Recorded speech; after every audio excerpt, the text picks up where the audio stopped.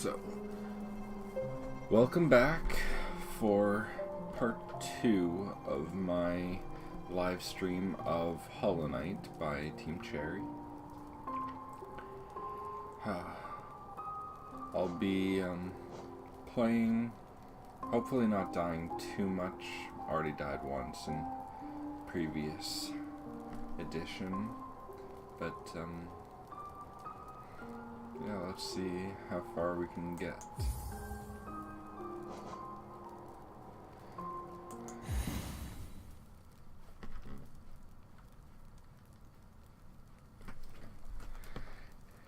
Off to a great start, already forgetting to use the controller instead of the keypad.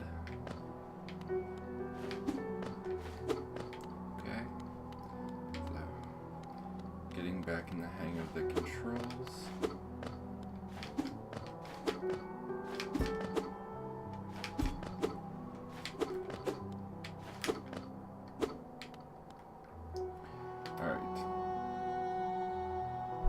So, when last we finished,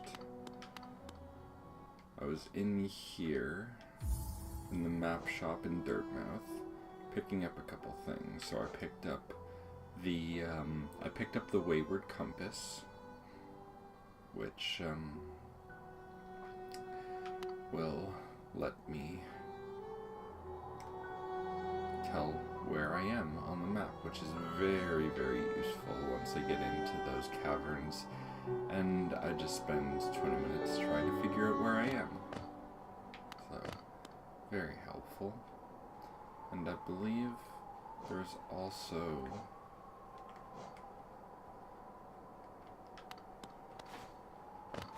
if I remember correctly,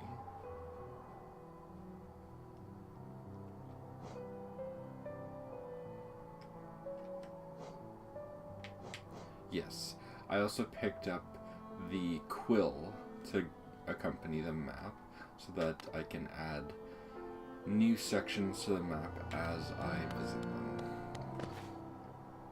And without further ado, let's hurry back into Hallownest.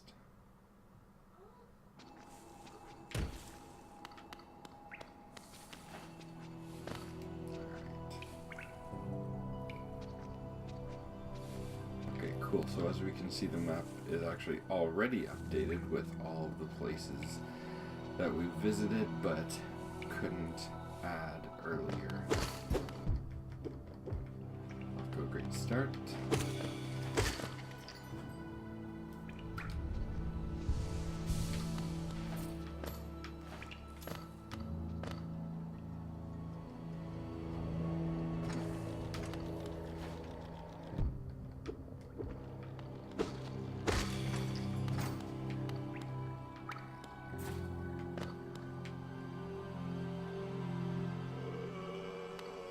Okay, so still nothing I can do for this guy.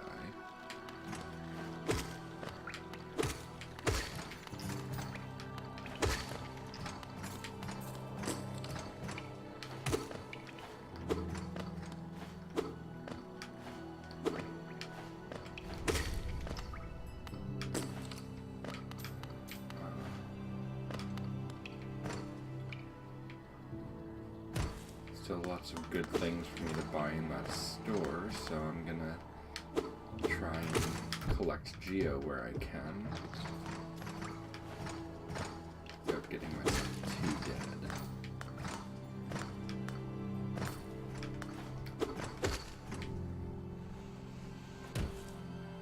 And remembering not to stand so close to the edge that the knockback knocks me.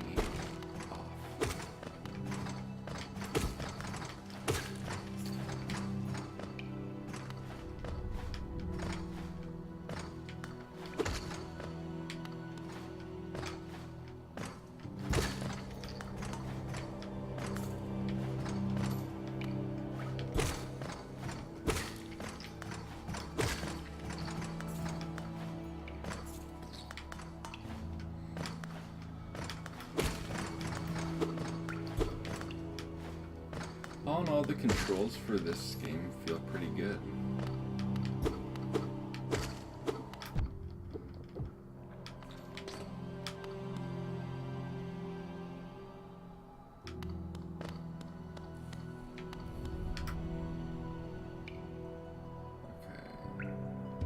pretty sure this is still a place I can't go. Yep. That's where that dude is. Not getting past him.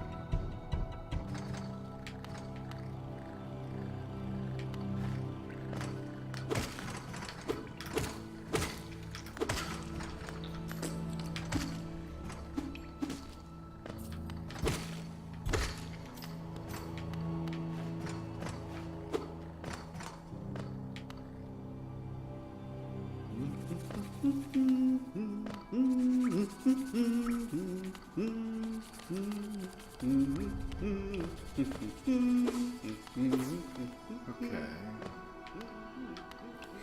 So let's see what we can learn about this world with some more exploring.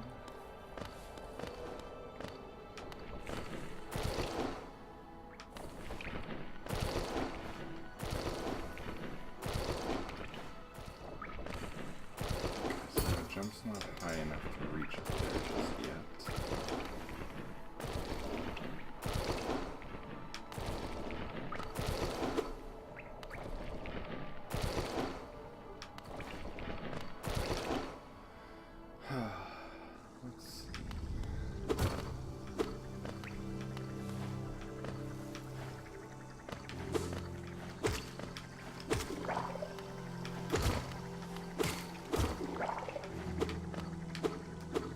So here we have a new enemy type. Seems to be a bigger one of the, I don't know what to call those. Ow.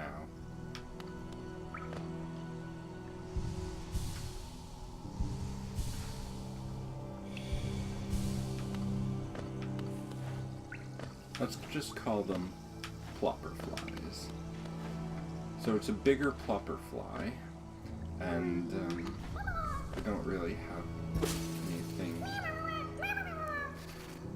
Okay. That's interesting. So we've saved one of those little fellas, just like we saw in the other room in the past. And I was speculating that these little guys that are trapped all around have something to do with the guy that's crying. So, why don't we head back up there and confirm that theory?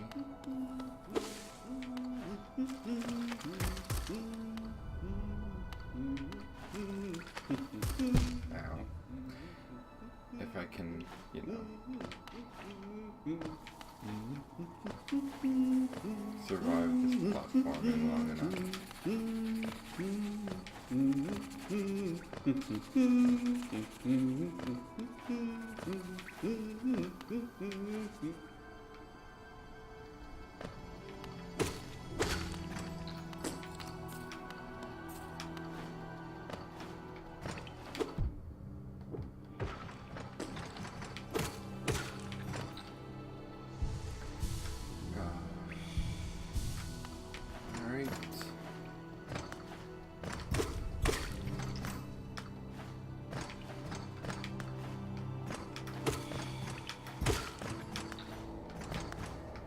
Sure to collect lots of soul along the way so that I can heal from all of my stupid mistakes. In case you hadn't figured out by now, I'm by no means what you would call great at these games. I died hundreds and hundreds of times doing my playthrough of the first Dark Souls.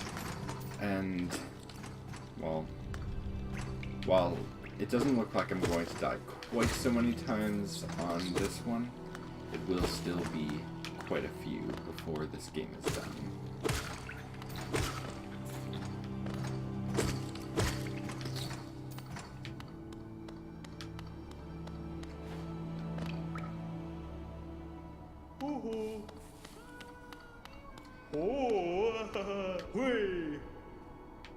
Oh, nice.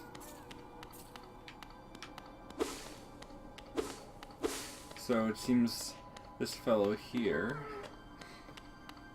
no longer crying with the return of what I can only assume is one of his children who was lost and apparently captured in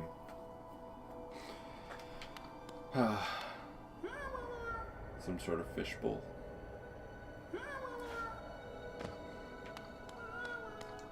And he's so overjoyed with the child's safe return that he's decided to share some Geo with us.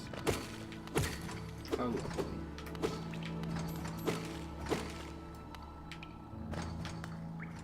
I should be concerned as that child, feeling that his safe return warrants only, I don't even know what it was, maybe 15 Geo? But let's not look a good horse in the mouth.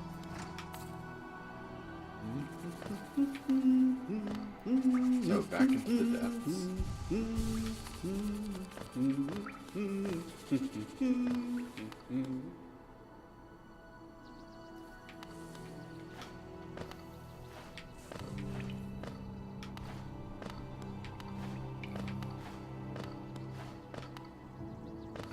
Let's just keep trying again and again.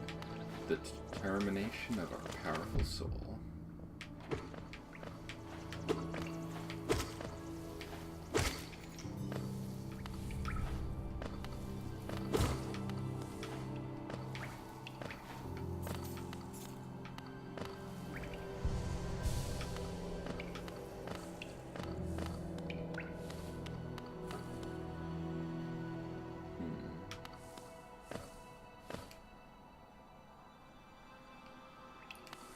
Okay, so looking at this map here, I kind of want to see what's around at these big boss-looking rooms. Before we do too much more exploring. So let's take care of this little popperfly, who is not making any friends, throwing acidic sap at people.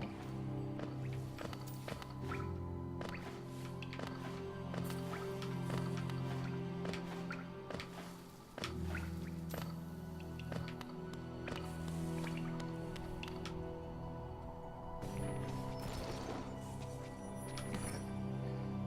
So it was back up in there.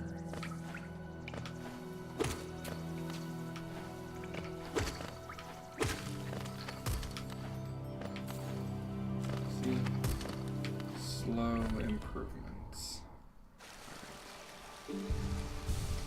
Oh! That's what this place represents. It represents that bench we found earlier with the springs of life that fill up our soul.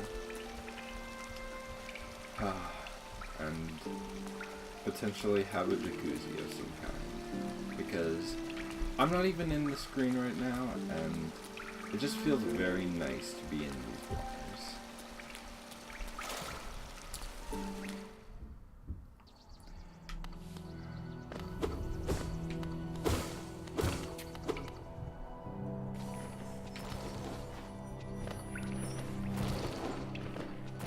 Alright, so let's determine our next destination. You know what?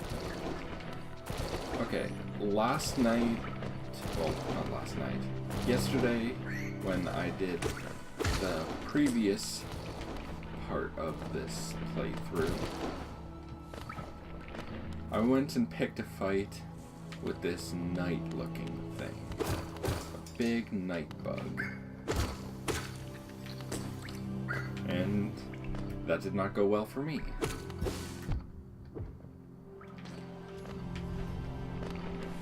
So, let's try and turn that around this time.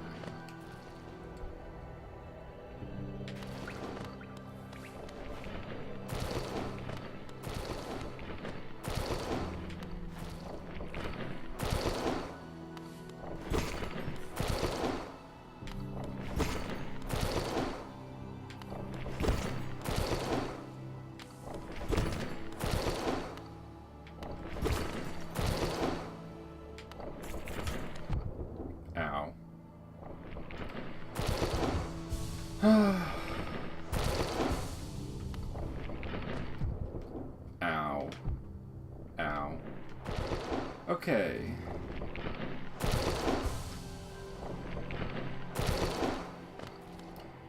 So maybe, you know, not maybe. I definitely need to farm up some more soul before I go fight that thing. Because I am just not making smart decisions.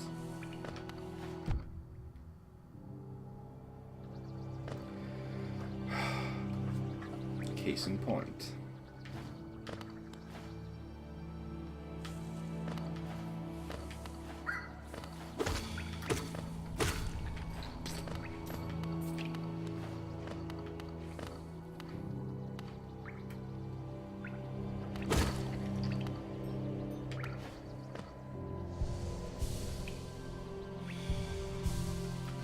Okay, so let's get together a nice full tank of soul, and then we can go find that knight.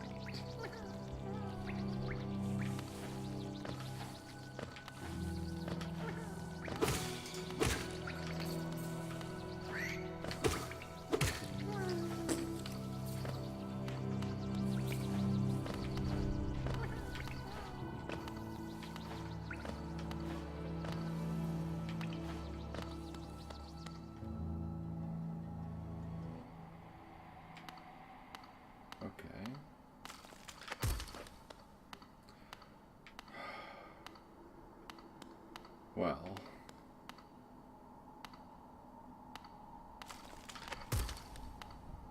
Well, you can certainly see how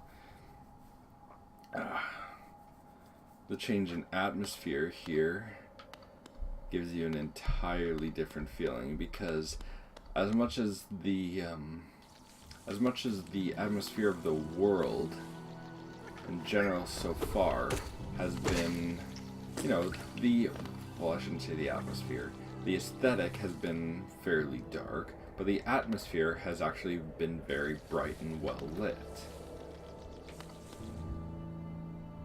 But as soon as you come into a room like this, it's almost an asphyxiating darkness.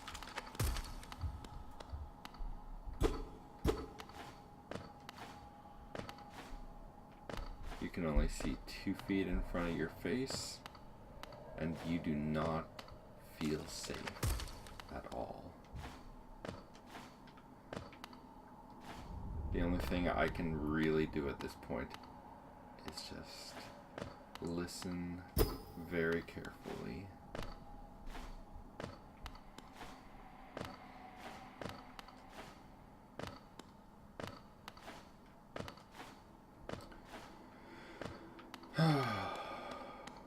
Okay, it looks like I can't exactly go any further, which is fine, because, I mean, we already have an objective, and I'm not in a hurry to die alone in the dark. So, let's scurry back on out of the scary dark place and get back to killing bugs for money.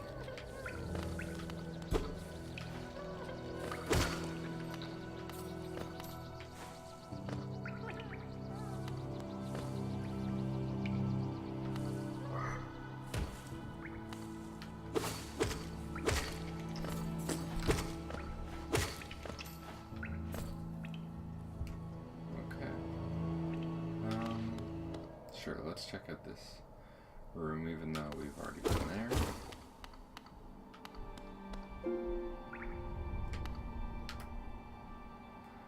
A toll machine with the symbol of a stag. Insert geo. You know, yesterday when I found this place, I didn't really want to do this because I'm pretty sure I just died, so I didn't really have much geo. And I was worried about losing it all. Well, and I wanted to get the stuff from the map shop, but sure, why not?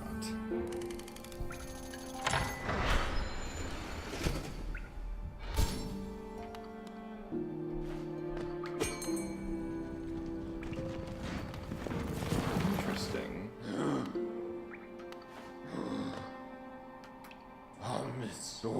Greetings, little one. It's been an age since I last heard the ringing of a station bell. It echoed down the stagways and called me to you. Okay, so that's interesting. He's a stag beetle.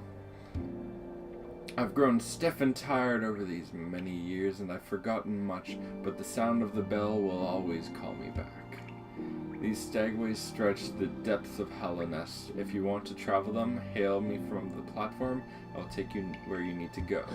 Okay, so it's fast travel.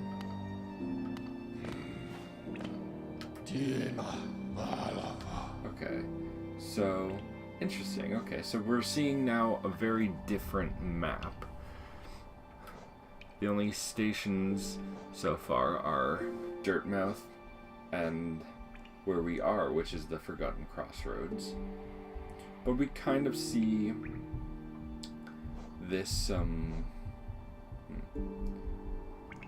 I guess a bit of the shape of things to come, because we see a little bit of the path of these tunnels that the stag beetle will take us down. Once we unlock the stations, anyways. Okay. And that'll also make it a lot easier to get back down here.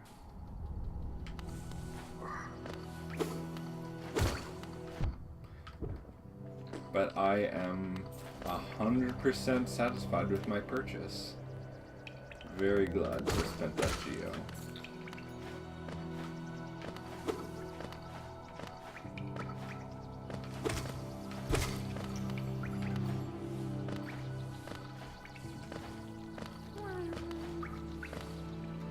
Alright. Okay. Here is our knightly friend.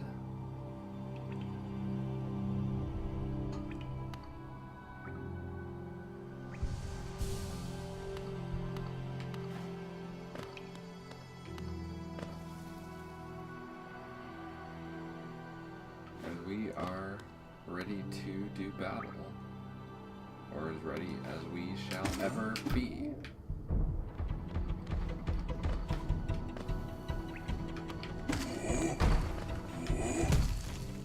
Okay, so I'm going to take a moment to talk about another element of design that I see here, which is differences in kind.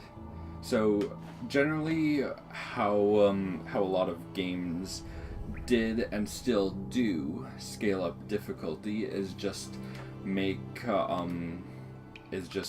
creatures that take more damage and hit harder, just generally get bigger, and that's what we call differences in scale. Now, differences in kind is a different beast altogether, because with differences in kind, what you have is you encounter the same kind of enemy in two completely separate situations, but you use, rather than changing the enemy itself, you change the scenery, the terrain of the encounter to make the fight easier or harder. So with this, as you see, you can climb up here, and within some reason, just pick away at this boss. Well, I'm not going to call him a boss, but this night bug's help.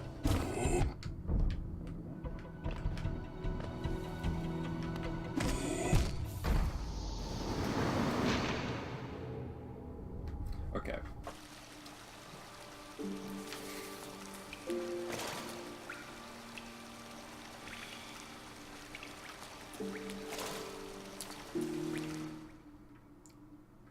So, my sucking at this game aside, the idea is that as hard, well, that bug was hard to fight even in that scenario, but if I had to fight him in a more open playing field or with other enemies around, as hard as he already is to fight, it would have been a lot harder. And that, in essence, is differences in kind.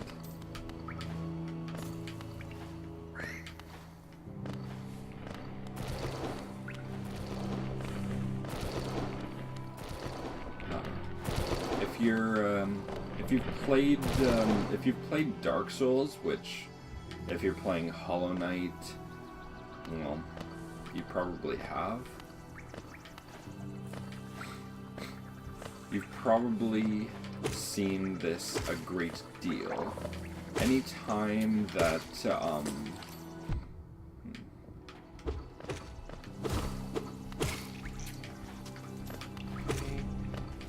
less talking, more fighting. Okay, if you're a veteran of the Souls series, then you've seen this a lot, because it's something that From Software does pretty well in their games.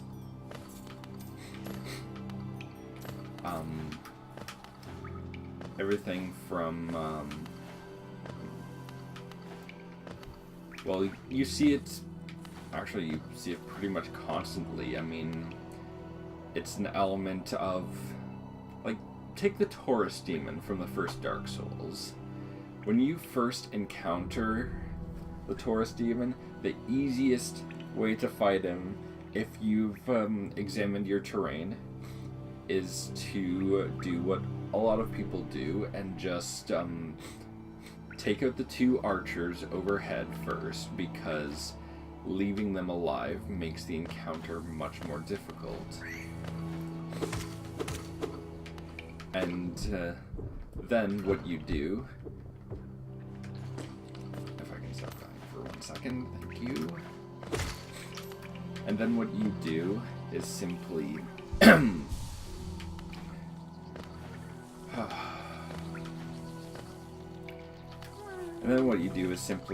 climb the ladder, baiting him to the bottom, and do your drop attack, which does a nice, pretty piece of damage. And it makes the boss fight a lot quicker and a lot safer for you, players still relatively early in their playthrough. But compare that to when you're in, it's not Lost Island, it's the other place.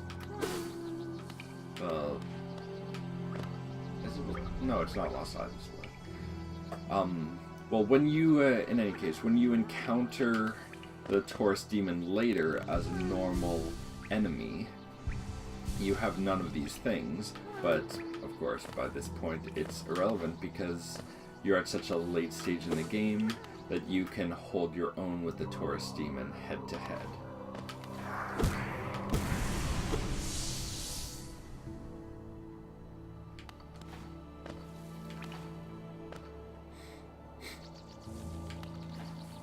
So it's the same principle.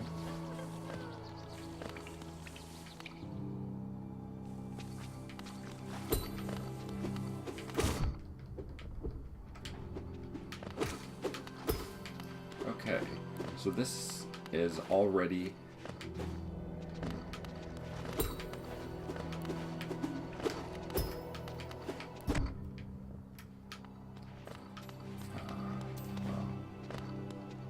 that was a very interesting new encounter.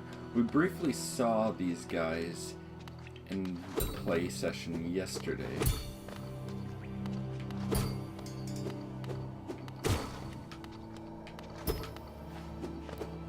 But we didn't engage them.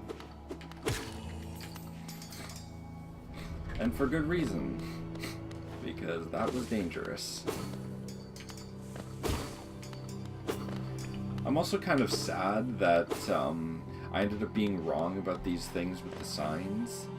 Basically what I was talking about yesterday was the idea that I had the mistaken thought that if you knocked these little posts with your sword, and they went flying and they struck an enemy, then it would cause damage.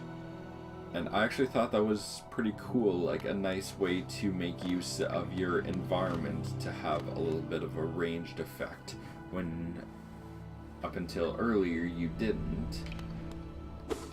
But as it turned out, they are just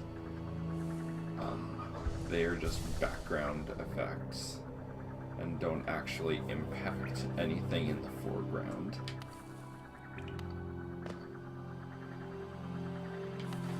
Which made me a little bit sad.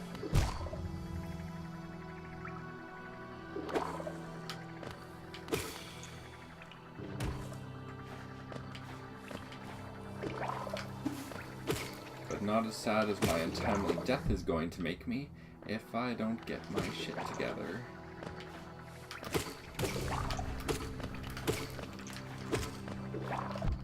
Ow.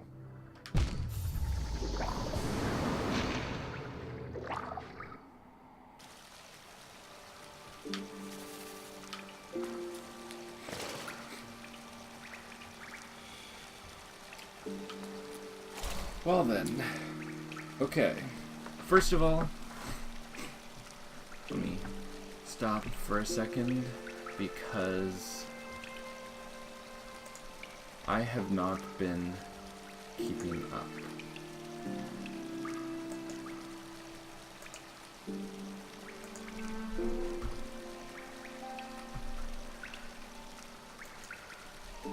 My death count needs to be updated for the 2 times that I have died today. Not a very good day to be me.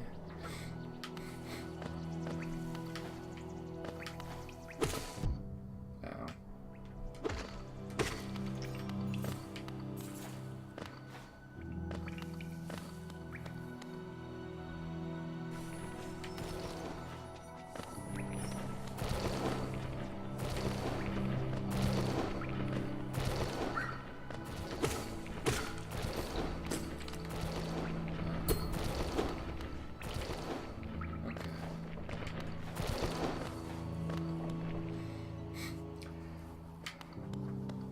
In hindsight, I'm even more glad that I spent that geo now, because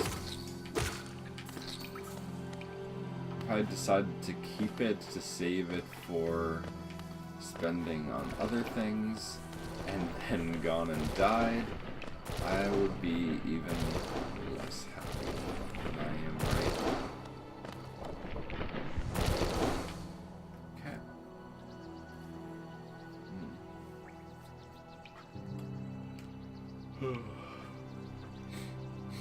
Alright, so let's get back to where that specter is.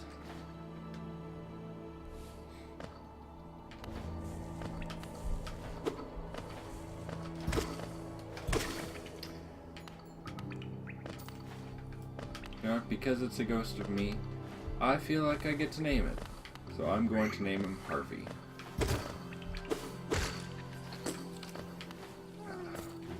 Because Harvey Specter.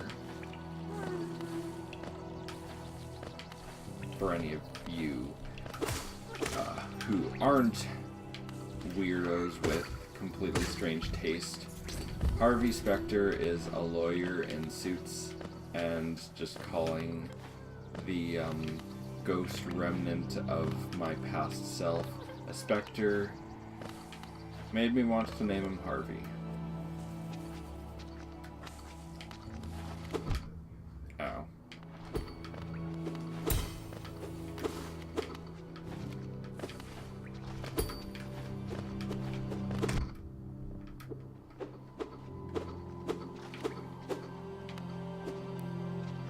Interesting.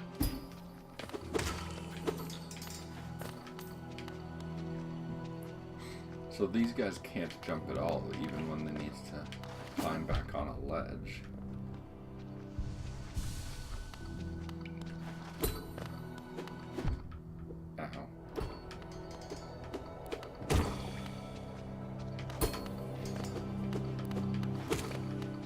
Worth remembering that these guys have a count of 3 strikes.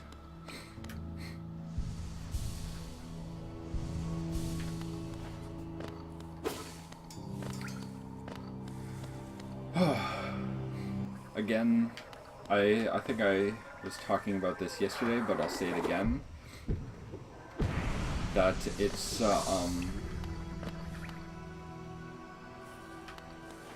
a sign of some good design when you reward patience in your game.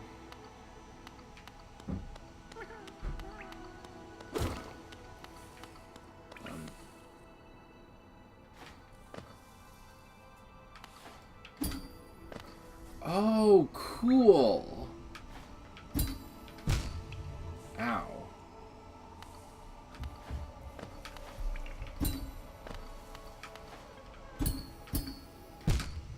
Ow. Okay. Let's not do that again.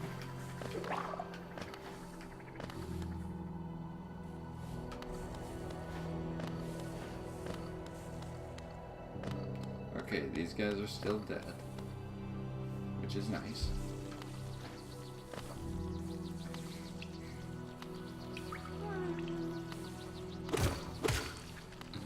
And I would very much like to take this Geo back to the village and spend it before I lose that last hit point.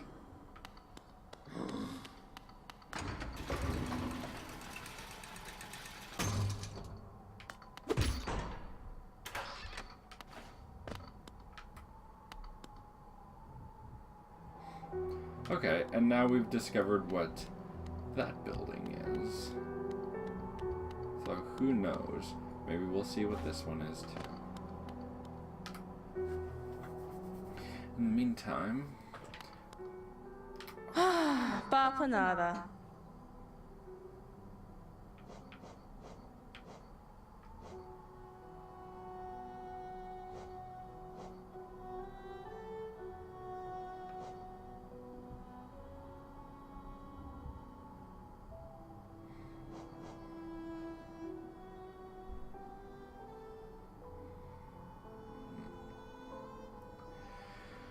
Alright, well I only have enough for one, so...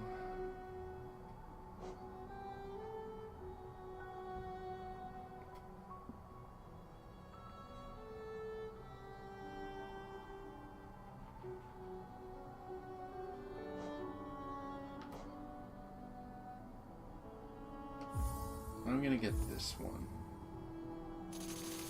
Because I think that those glowing light blue cocoons that I completely glossed over when I encountered one of them earlier, I believe that is what gave me some additional life, because I'm pretty sure I only started off with 4 hit points, but then at one point got up to 5.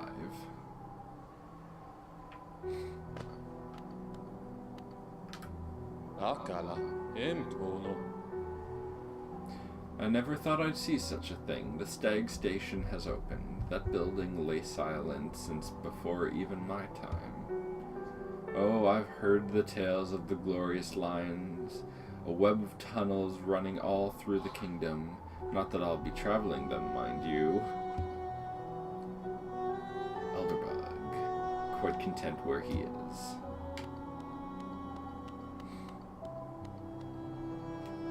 Alright. Okay. Huh. So it seems like there's actually something back this way now that we've added that little piece to the map.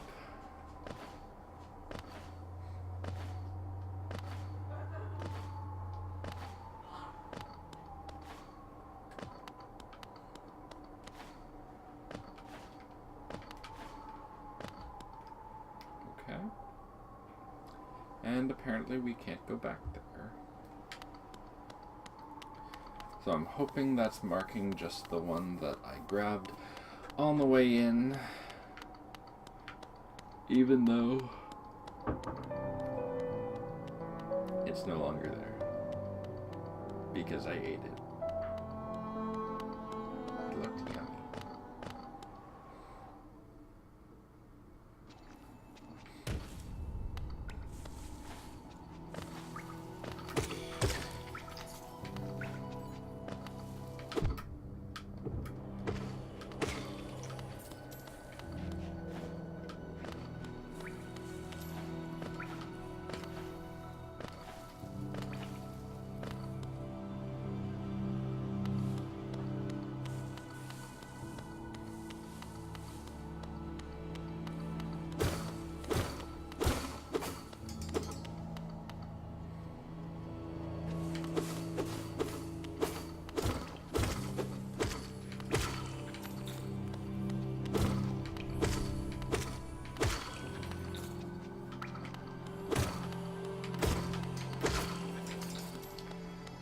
Patience and pacing, my friends.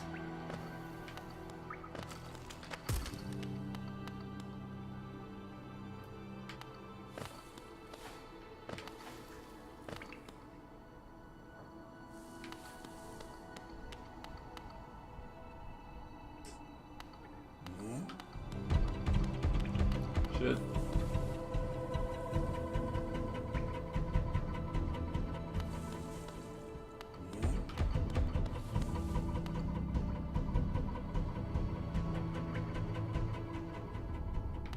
So as you can see, when we can only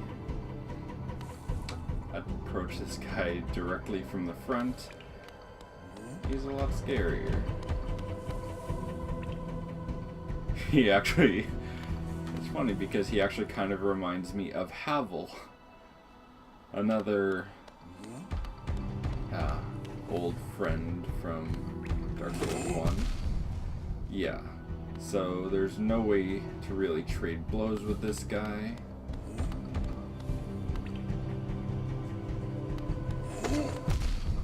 Yep, there's no getting in close to dodge or staying away.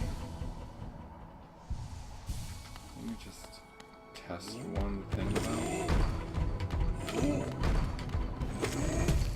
Oh, okay.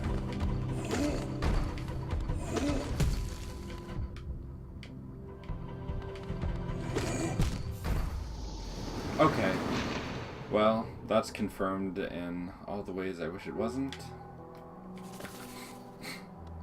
So that's something surprising that I didn't notice before. That this fellow is dealing 2 points of damage, which is not something we've seen from any of the other creatures we've encountered so far.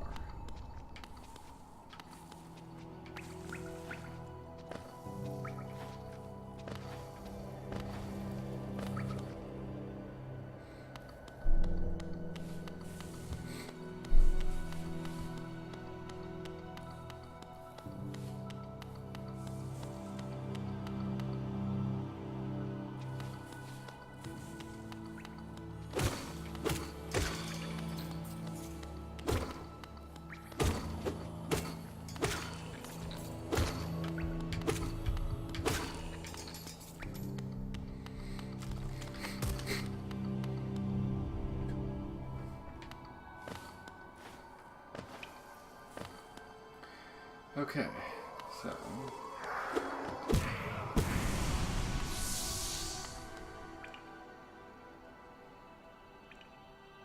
I'm gonna give this like one more try.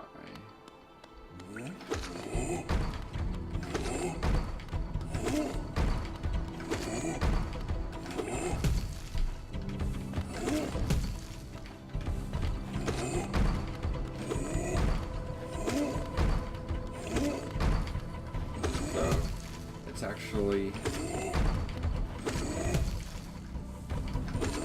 they actually did a really good job creating like the fine-tuning of fighting this guy.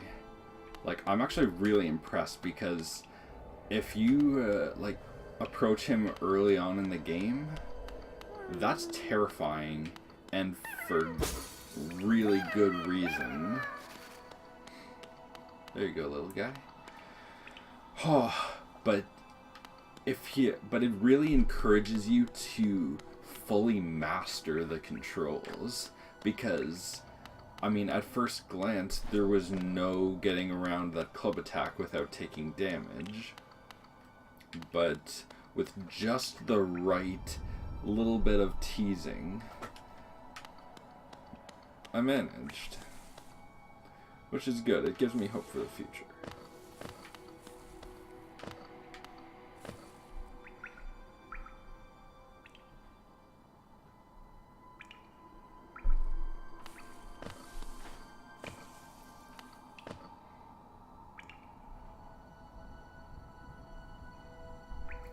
Though I did just die there, which means I get to turn this up to 4.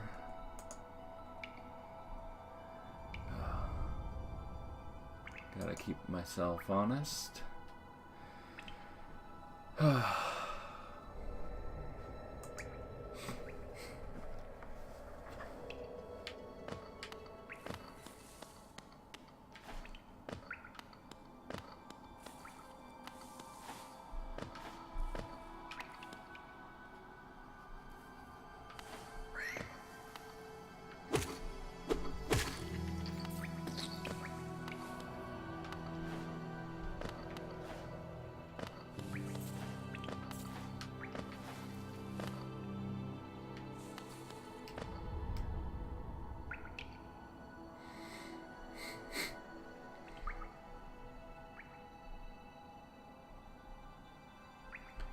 Okay.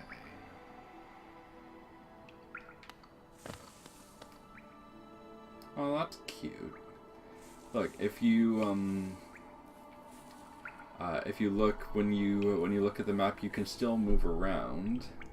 And there's actually this adorable little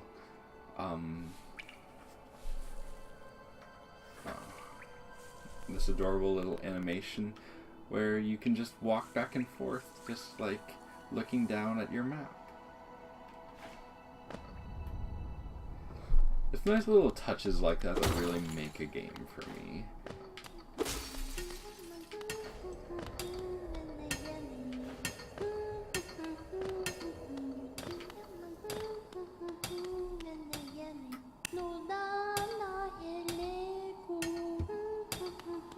Okay, so we already talked to them, this nameless digger's bug.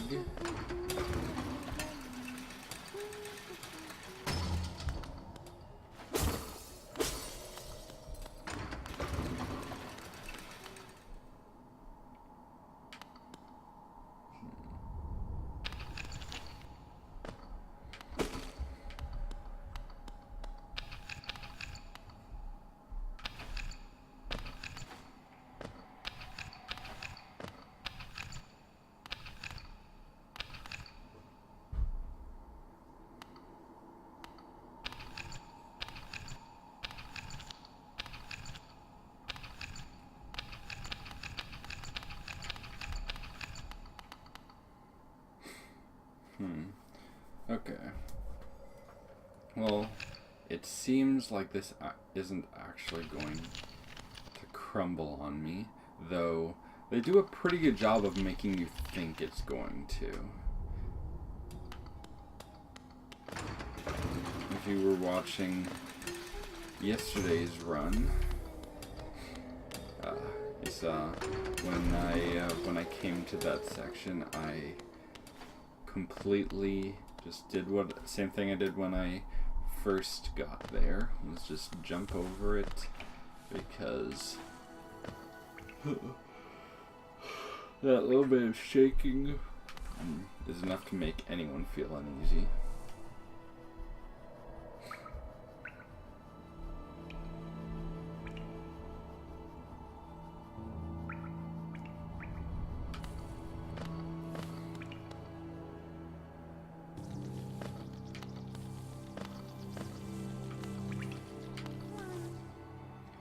Okay. So, yes, this is the dark tunnel.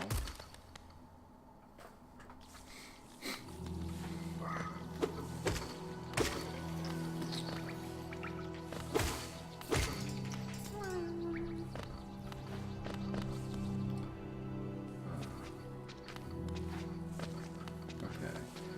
I'll deal with those guys later because I don't want to right now.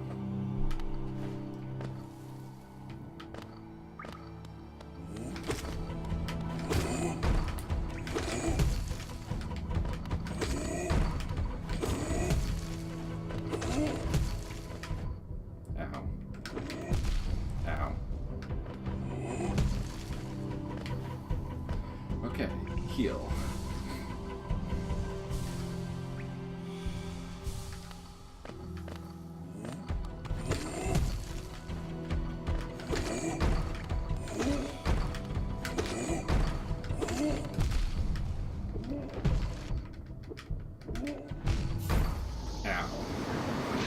Okay, so again, same thing I said before, even when I fail to do it, it still applies.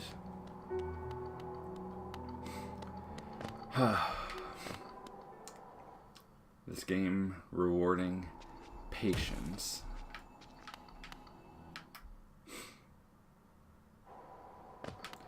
And focus.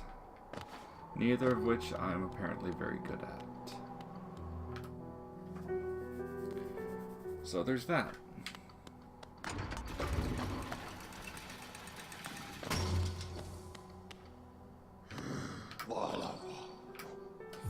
Okay, let's head back down into the Forgotten Crossroads.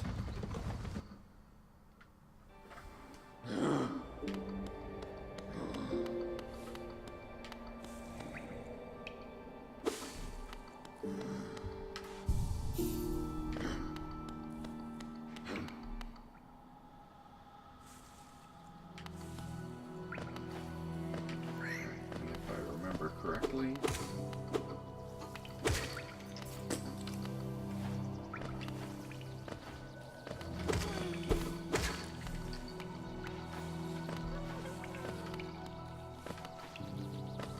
actually nice and close to where I need to be anyway.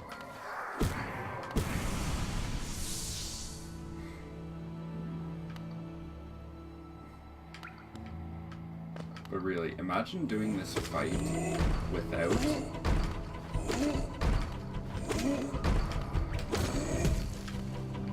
that nice, handy little bit.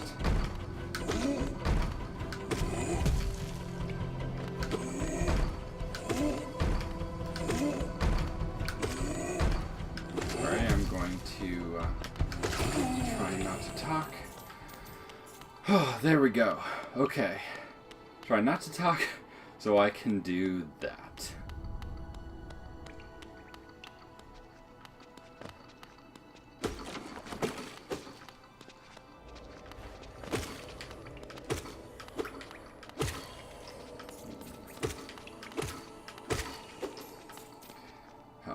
So even with these little kinds of bugs, you see them, a number of different bugs demonstrating different abilities. So you have the jumping bug, you have the dashing bug, such a very dashing bug he is.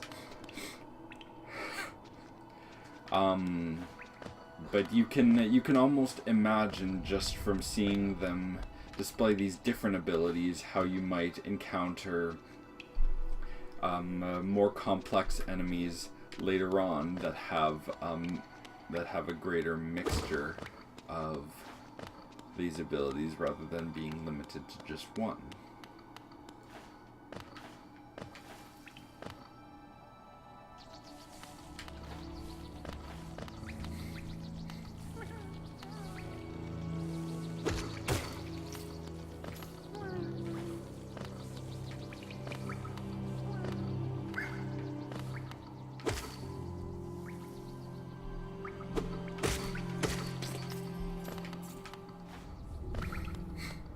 Okay, and since I'm up to 200, I'm gonna make a quick run back.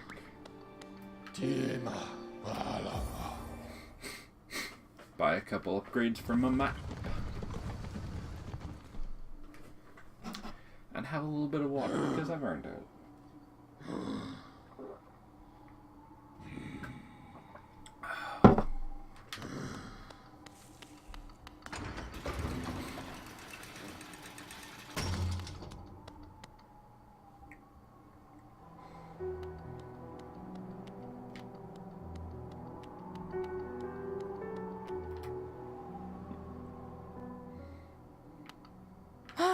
Papa nada. Okay.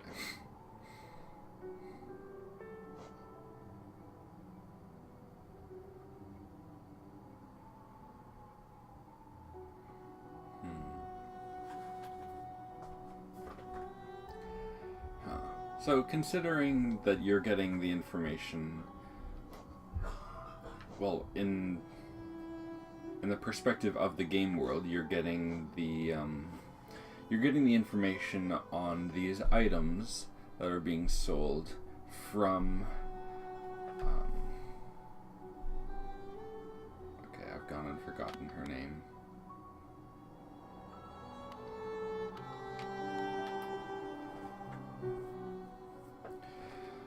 Let's just call her a bug's wife. Papa nada.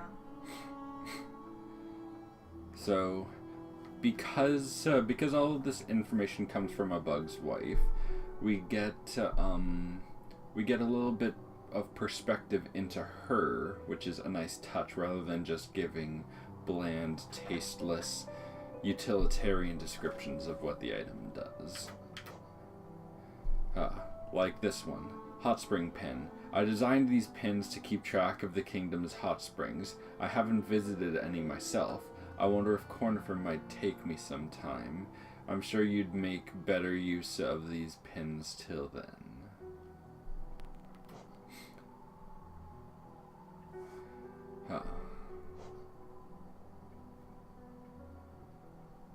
You definitely...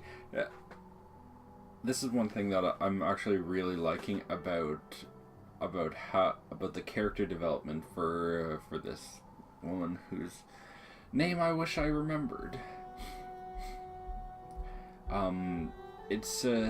She's just this very thoughtful person. I mean, look at the description for the vendor pins. Use these pins to mark shopkeepers or any other interesting bugs you find on your travels. Every so often, you should pass by and see how they're doing. I'm sure they'd like that. So, they've actually done a very nice little bit of dual purposing there, because they've alluded to what you've probably seen from this game, and also in all of the Souls games, where it's this this unstated thing that there's a lot more information for characters to give you. All you have to do is talk to them more than once, because they're not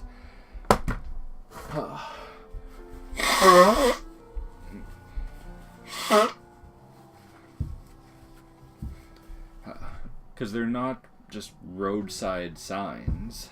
They're people. They're characters in the world.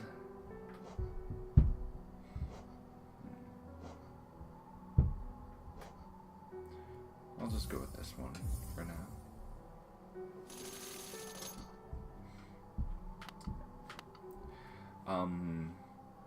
But yeah,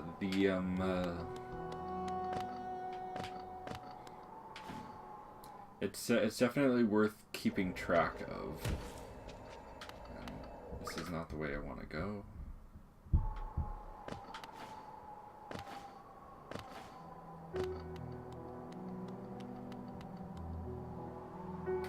So let's see how it's already changed. Okay, so it's already showing that there are... Well, I'm not really sure why the icons are just floating up in the air like that rather than marking the buildings specifically.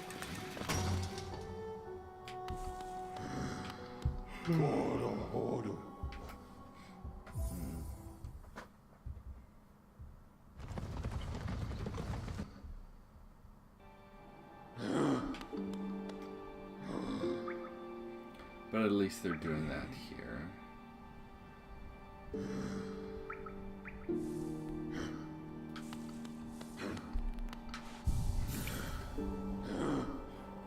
Take a look off, little buddy.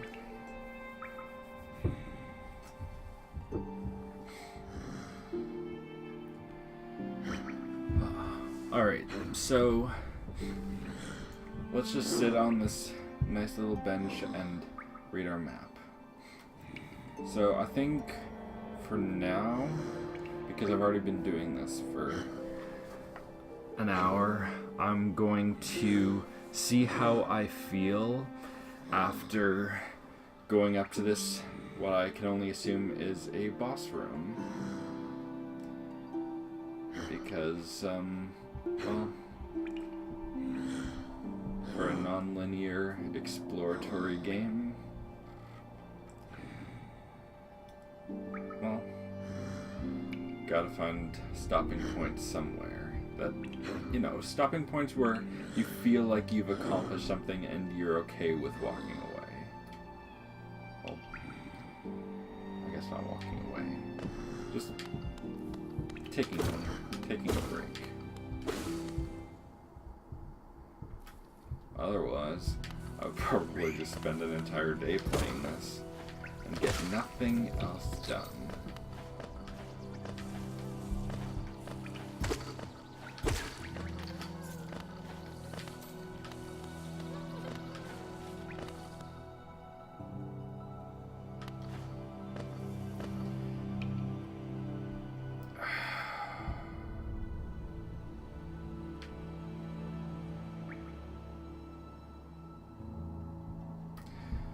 Alright, this might as well happen.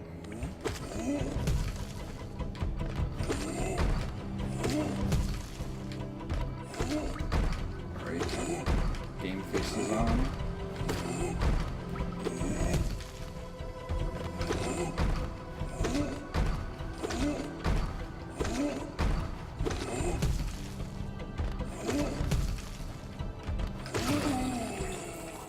There we go. See, I am improving.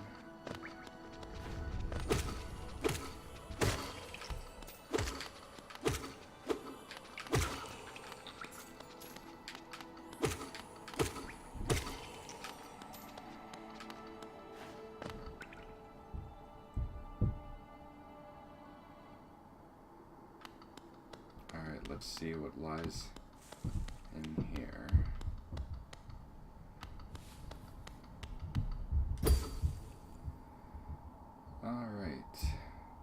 So, it looks like we have something interesting up there, but I'm absolutely going to have to fight something to get to it.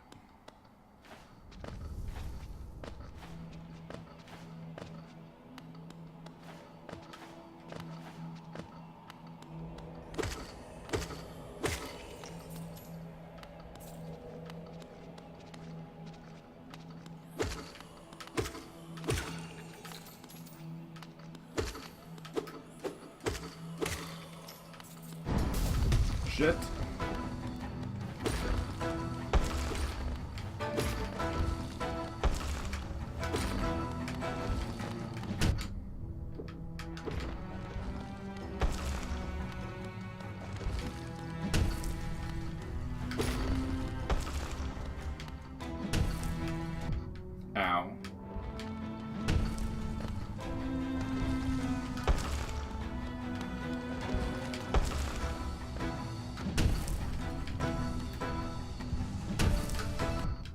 Ow.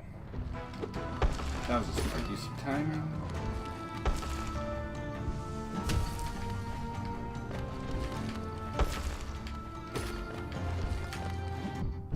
Ow.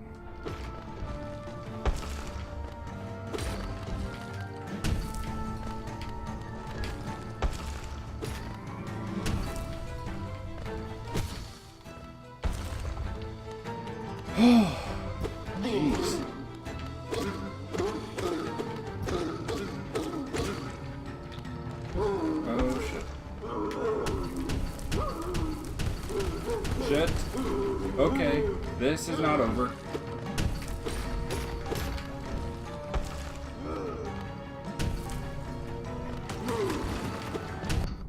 Ow.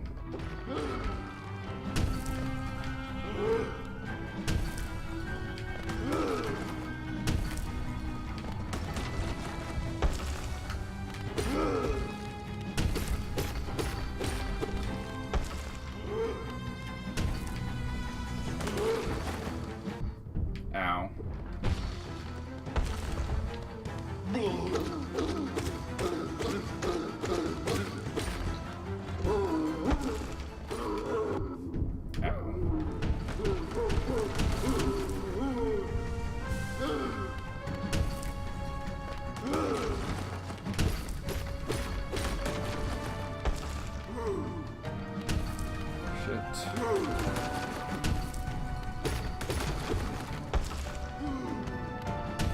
Okay.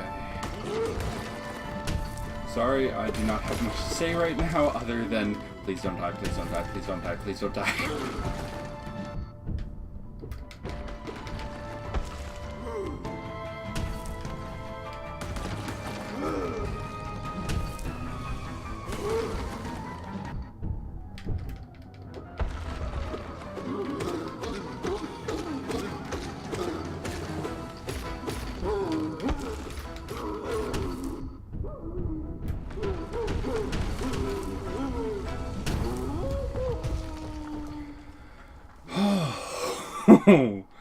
Is that it?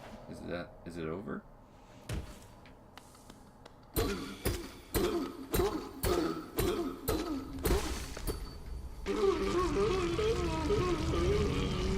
Oh.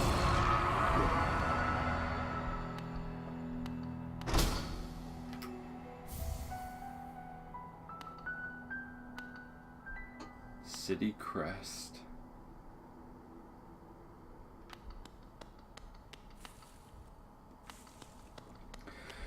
Okay. Whoa. The fuck is that?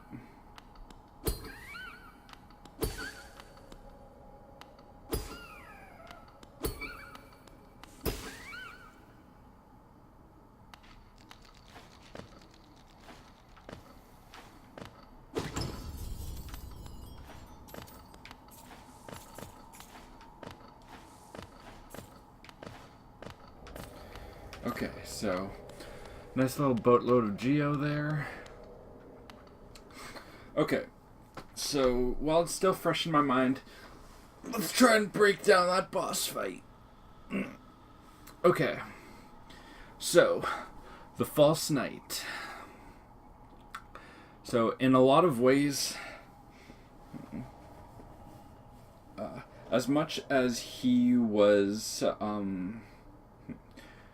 well, he was definitely harder to kill than the Knight, but a lot more of it was just because of more basic difference. Well,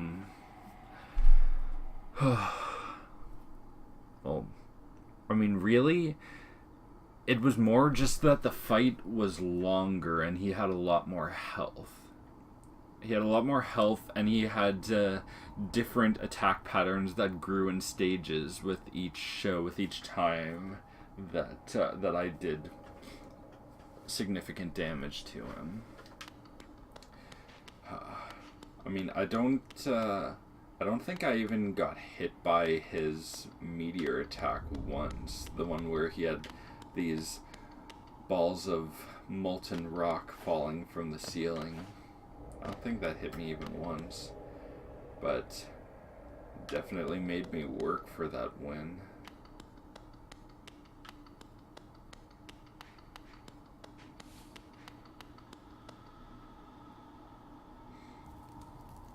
I mean, despite being slower than the Knights, he also didn't hit as hard. Because the Knight's club attack does double damage, and none of, even the attacks that felt like they were really heavy, like, and the animation was made to demonstrate how like strong he was and how heavy his weapon was. Still didn't do as much damage as the little night bugs.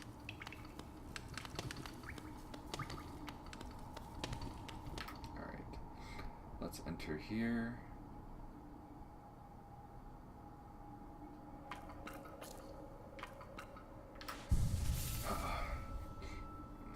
Take a rest.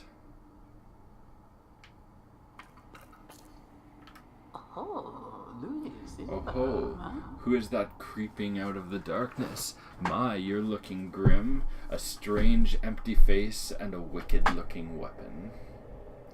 So, Snail Shaman. Something important has drawn you down into Hollow Nest's corpse. I won't ask what, but perhaps the reason you found me is because you need my help. Say no more, friend. I'm going to give you a gift. A nasty little spell of my own creation. It's just perfect for a little one like you.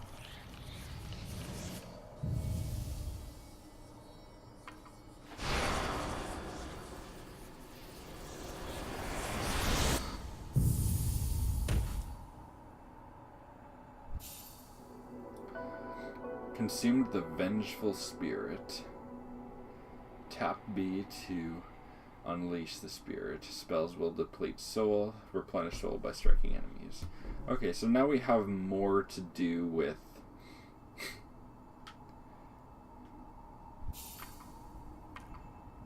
applying damage. Why am I locked in here?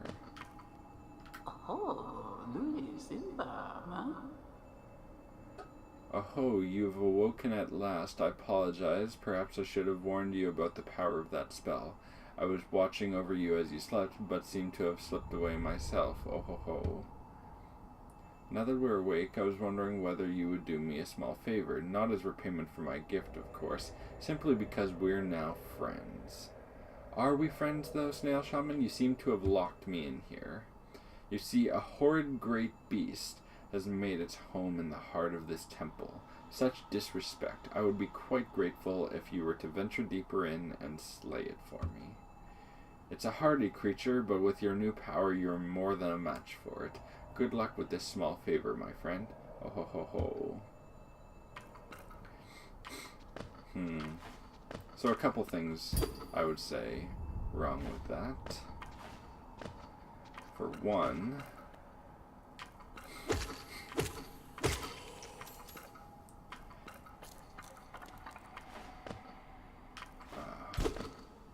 certainly doesn't feel like it's going to be an easy task.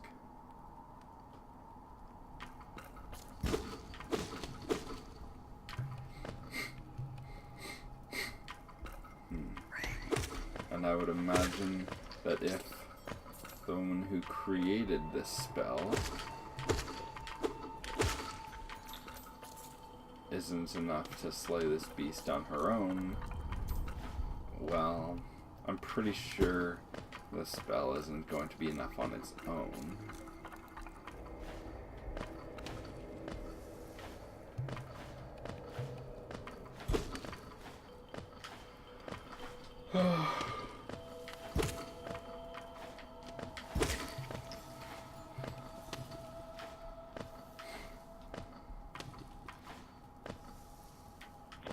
But in any case, may as well just deal.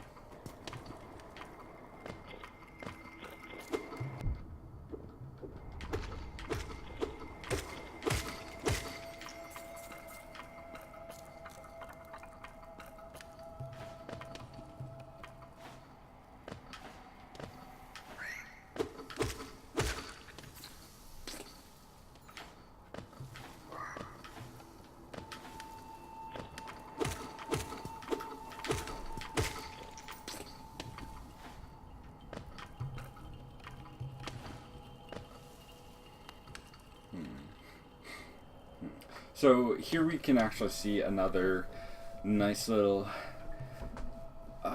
example of differences in kind, because we've because we've already seen this creature before. We've already slain it quite handily a few times, but we're presented with this encounter where the way down puts us directly in between two of them at the same time, already making it more challenging, because if we're focusing on one of them and not paying attention to the other, we're likely to get smacked.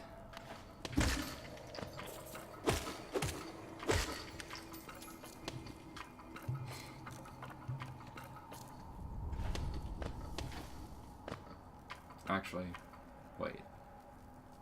Actually, no. I mean, looking down at that, it certainly is an example of differences in kind, but I'm pretty sure it only was because the one on the left was the one that got knocked down. Oh well.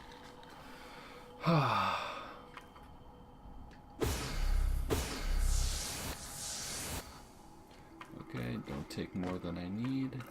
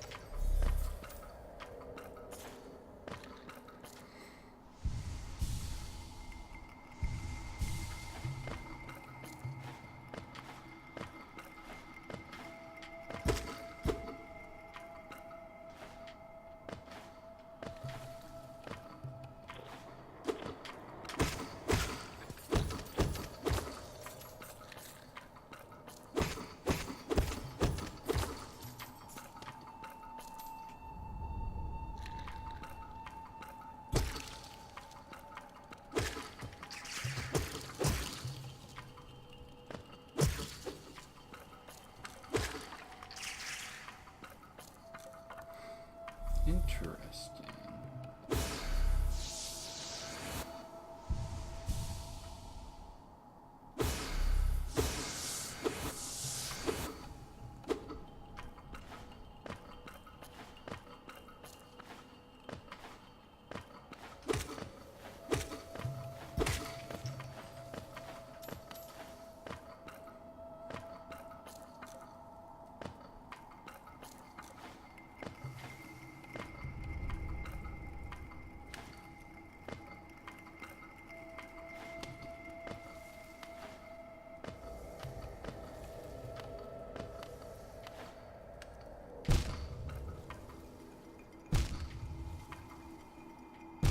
Okay.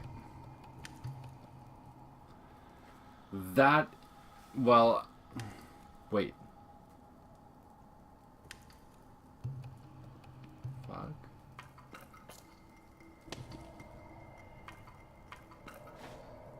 Okay. Well, kids, I think we have found a bug in the game.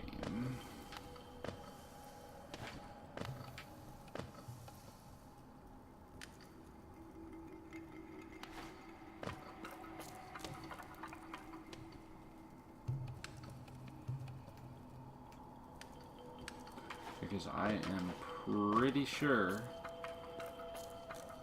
that it is not supposed to spawn you over a pit of nails when you respawn.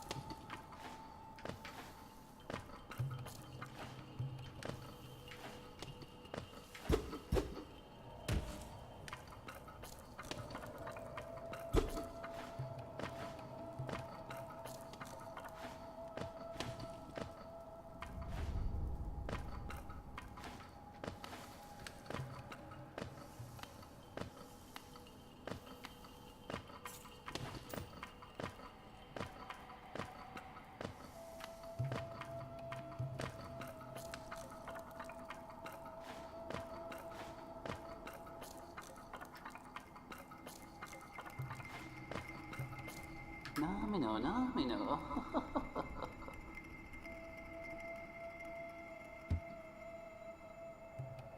Huh.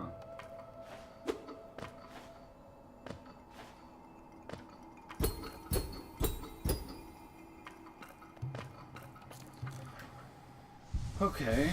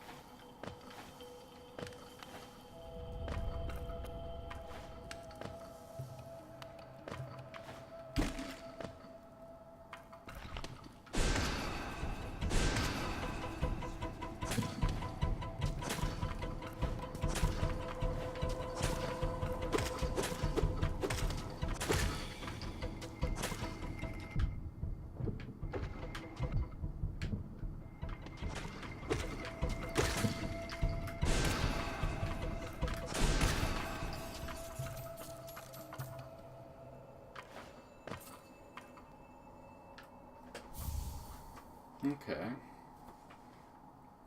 Cool.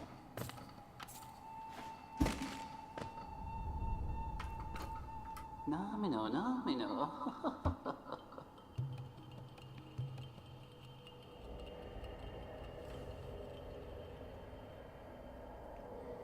Hmm.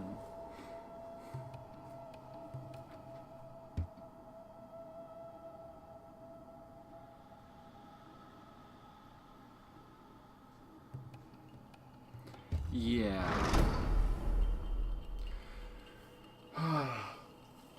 So we're kind of seeing a new branch of character. Someone who's like...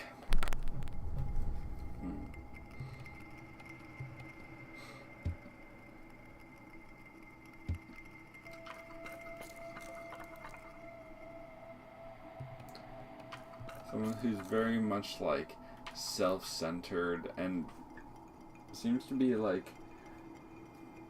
Introducing this character is a pretty strong, like, stark difference between, or, well, a stark difference away from all the other characters we've encountered so far.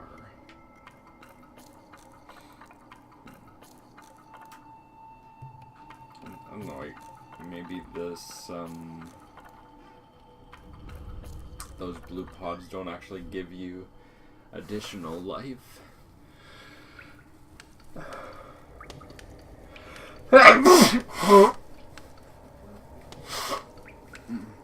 Maybe they just give you some armor, a little bit of additional padding.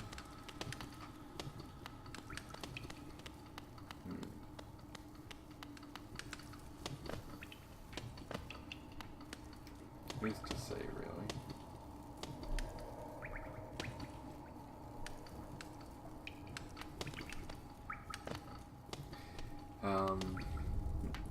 In any case, I think I am going to head back.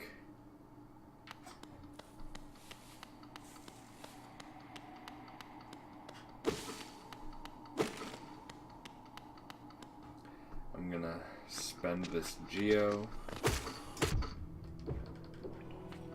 I don't die in the process.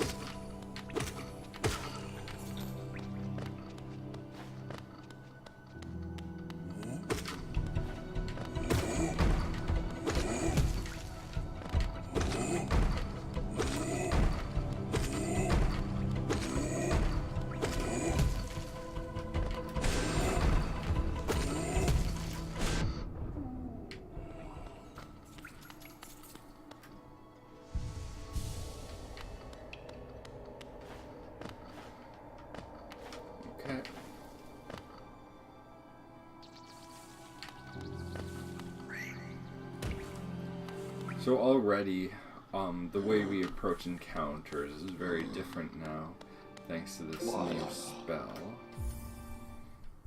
Thanks to the added ability to approach encounters from a ranged perspective. Oh yeah, I've got more than enough to buy everything in the store now. I think.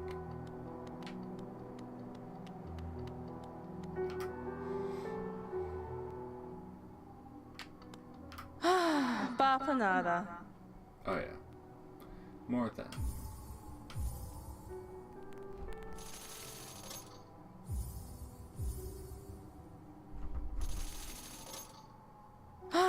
Bapanada.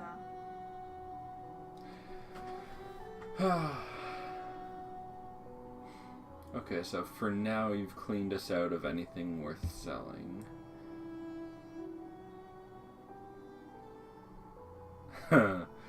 Cornifer will no doubt be pleased, though I do wonder what he plans to spend all that geo on.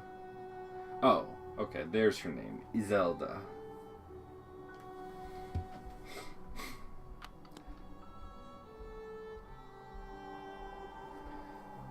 As funny a name as a bug's wife is, I think we should call her by her actual name. Or we will, next time, when I return to play some more Hollow Knight. Alright, well, I hope you've enjoyed watching, and I hope that the commentary and the gameplay weren't completely untenable. Anyways, I'll see you next time.